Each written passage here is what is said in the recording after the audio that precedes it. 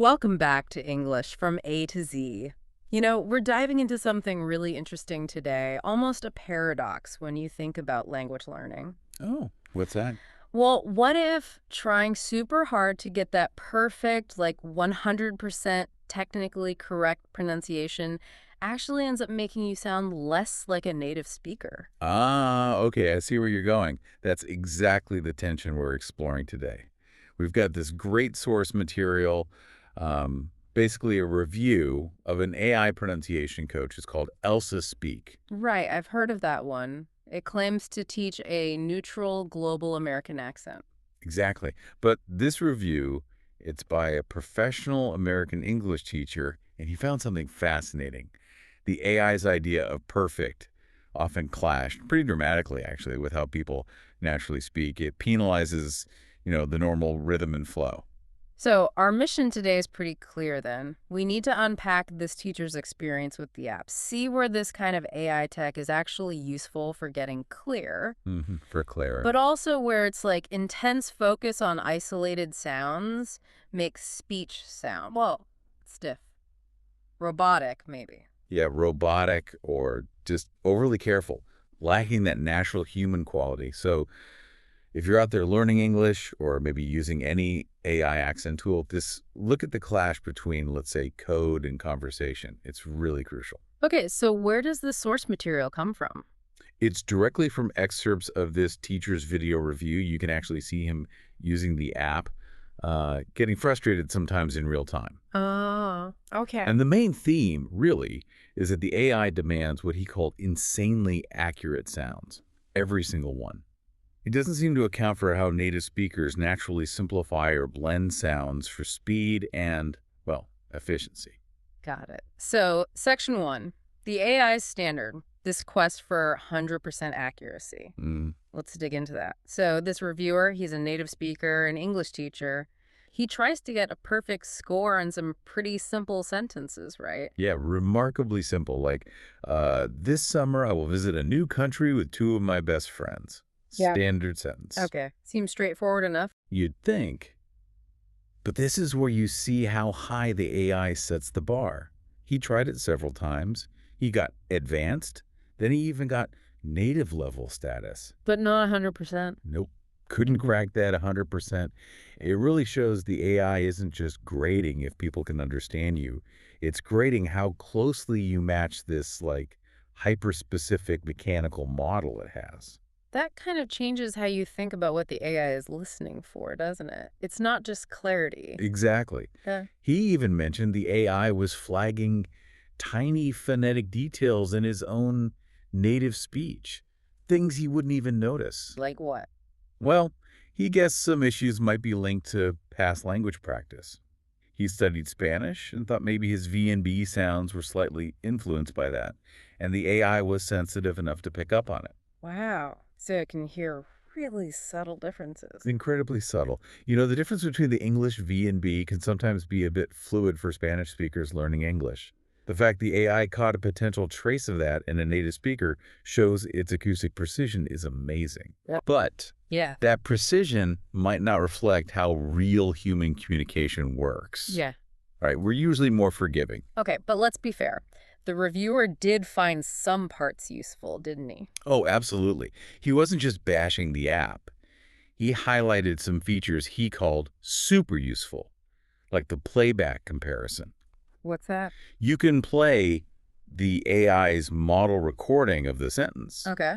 and then immediately play your recording right after it. Hearing them back to back like that, he said that's fantastic for ear training. I can see that direct comparison. Exactly. That feedback loop, hearing the target, hearing yourself, adjusting, that's where the real value is. But you said there's a but. Well, yeah, the value kind of gets undermined if the system assumes there's only one right way to make a sound, Hmm. which leads us right into the main problem. Hmm. What happens when natural speech gets marked as an error? Right. Section two, then, when natural speech becomes an error. Mm-hmm. So if the AI demands this kind of almost unnatural accuracy, what kind of things does it actually penalize?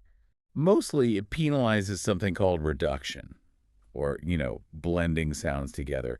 It's basically the foundation of natural flowing American speech. Reduction, like shortening things. Kind of. Mhm. It's more like how sounds change slightly depending on the sounds next to them. It happens automatically when we speak quickly.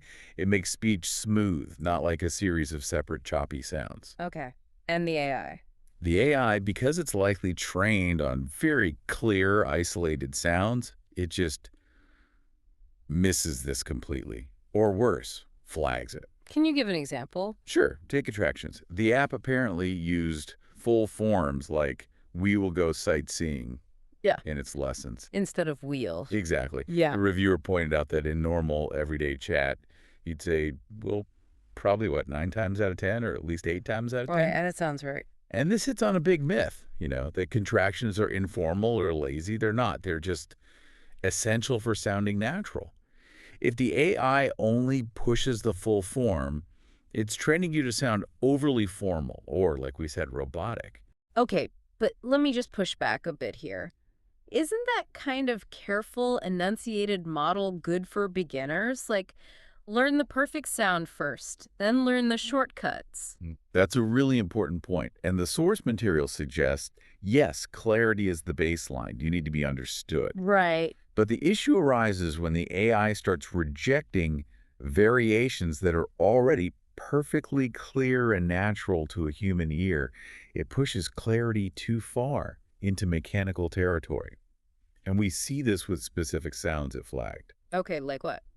Well, the classic ing sound at the end of words, like in sightseeing. Hmm. The reviewer said he used the common natural pronunciation, ending it more like an N sound, sightseeing. Oh, yeah. Lots of people do that. Super common. It happens when the back of your tongue doesn't quite make the full eng sound, Yeah. but the AI flagged it. It wanted that very clear back of the throat eng sound. Huh. Okay, what else? His R sound in the word resort, it got marked wrong.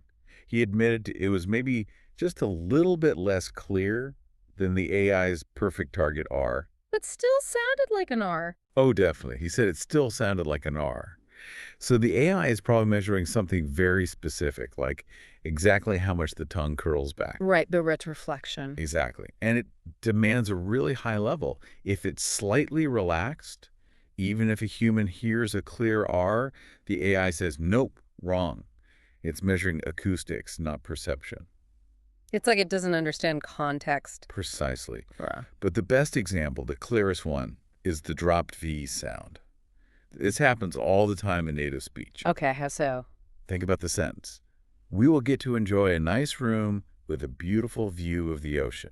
Okay, view of the ocean. Right. The AI model apparently pronounced the V in of very clearly, view V the ocean. But how would a native speaker say it quickly? Often, especially before that yeave sound just disappears. It blends. So it sounds more like viewer the ocean. Ah, okay, I hear that. Viewer the ocean. Yeah.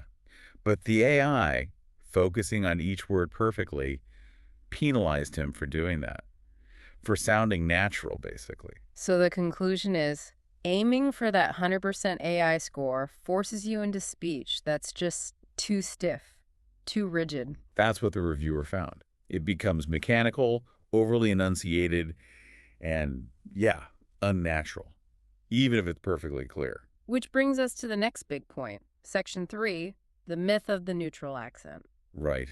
This idea the app promotes. Elsa Speak says it helps you get a neutral global American accent, but the reviewer, he wasn't buying it. Not at all. He said he highly debates that claim. And really, he questioned the whole idea that there is a single general American accent that's truly neutral, or the one proper way to speak. That's a big claim to challenge. It is, but it taps into a huge issue with AI training data. Bias. Think about it. Yeah. Does anyone really have a perfectly neutral accent? We're all shaped by where we grew up, our own little quirks. So the AI isn't neutral, it's just trained on one specific standard. Pretty much. A standard that's likely highly generalized, maybe even a bit artificial, trying to average things out. So how did the reviewer test this? Ah, this was clever. He decided to try reading the same sentences, but deliberately using a different American accent. Oh, interesting. Which one? He used what he called a mixed Southern accent, and the results were fascinating. What happened? Words or sounds that the AI had marked wrong when he spoke in his normal Western American accent suddenly got marked as perfect when he used the Southern qualities. Seriously, like what sounds? He mentioned the vowel in ocean and maybe some aspects of the R sound. Things that were errors before were suddenly correct in a different dialect. Wow. That really proves the AI is just rigidly tuned to one specific target, doesn't it? It's not adapting to natural variation. Exactly. It confirmed his suspicion. He even noted that his own natural way of speaking, he's from the western U.S., so he has things like the cot-cot merger. Can you explain that merger quickly? Sure. It's where vowel sounds and words like cot, cot, and cot, cot are pronounced exactly the same. Common in the West, Canada, some other areas. Okay. So if the AI was mainly trained on an East Coast accent where those sounds are distinct, it would probably flag his merged vowel as wrong, even though millions of native speakers say it that way. So his own teaching style, his Western pronunciation, would actually interfere with getting a good score on this supposedly neutral AI. Precisely. So if you follow this AI perfectly, you're not learning to sound neutral. You're learning to mimic one very specific, very controlled, and ultimately restrictive phonetic blueprint. And the result, even if clear, ends up sounding kind of manufactured, Yeah. unnatural. Yeah, that's the takeaway. It lacks that fluidity, that regional flavor that makes speech sound human. Okay, so let's get to the final verdict then. Section 4. A tool, not a replacement. Hmm. Where does this leave us? Well, the AI is good for clear enunciation, right? Getting those sounds distinct initially. Yes, definitely. The reviewer acknowledged that. It's a great starting point for learners for building that foundation of clarity. Right. But his final word was he wouldn't trust it completely if your goal is real fluency. Because, as he put it, the AI just isn't accurate enough to really judge the nuances of natural, connected human speech. And there was the cost issue too, right? Yeah, that came up. He mentioned the price, I think it was $100, even after a big discount, like $79 off. It's quite a bit. He felt it was overpriced, especially given these limitations we've discussed. Though he did acknowledge it comes with other things, like lessons and a pronunciation dictionary built in. Still, it's not cheap. No. And beyond the price, he raised a bigger point about the technology itself, the fact that it's proprietary software. Meaning the code, the algorithm is secret. Basically, yeah. He expressed a personal preference for open source AI, especially for educational tools like this. Why does that matter for pronunciation learning? Well, think about it. If the AI is flagging natural speech features as errors and the system is proprietary, you can't see why. You don't know what standard it's using. Users and experts can't contribute to improving it. I see. Open source would allow for more transparency. Exactly. Transparency, collaboration. Right. It could help the AI learn faster from all the diverse ways people actually speak, instead of being stuck on one limited, hidden data set.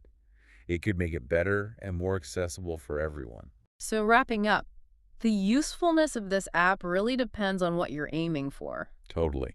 If your goal is just super clear enunciation, maybe for specific situations like recording something, Like a voiceover artist or something. yeah, maybe, then practicing with this kind of tool might help drill those very precise sounds. But if you want to just chat naturally, sound like a native speaker in conversation. Then, based on this review, the AI's rigid standards could actually be counterproductive. It trains out all those little reductions and blends that make speech flow. It could make you sound stiff. So what's the big takeaway message from the teacher? It was simple, really powerful. He said, basically, you already have the best tool you could possibly use, Which is, your own ears. train your ears, not just your eyes, reading a score on an app. Exactly.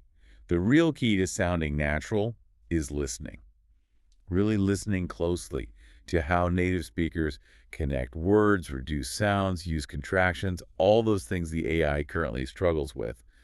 Those are the hidden rules. So we've really dug into this tension, haven't we, between AI perfection and human fluency, Yeah, it's fascinating. These AI tools are amazing for clarity, for giving instant feedback. which is valuable. Hugely valuable, but right now they really struggle to grasp the complexity, the regional variations, the sort of elegant shortcuts of natural American speech. And for you, the listener, the takeaway is about critical thinking, right? Absolutely. Don't let a 97% score on an app make you feel bad if people understand you perfectly fine. You have to question the standard. Humans are the real judges of natural speech, not algorithms. Okay, so let's end with a final provocative thought. The reviewer mentioned something about developing a new concept. Yeah, he hinted at working on a completely new concept about American English pronunciation Mm. that he thinks could change the way that you look at English pronunciation. And this whole review kind of shows why that might be needed, doesn't it? It really does. If even sophisticated AI built for acoustic accuracy can't figure out the natural efficiencies of connected speech, well, what hidden rules are we all missing? What is it about fluency that's so hard to pin down? Something to think about. Keep listening, keep analyzing. And keep training those ears.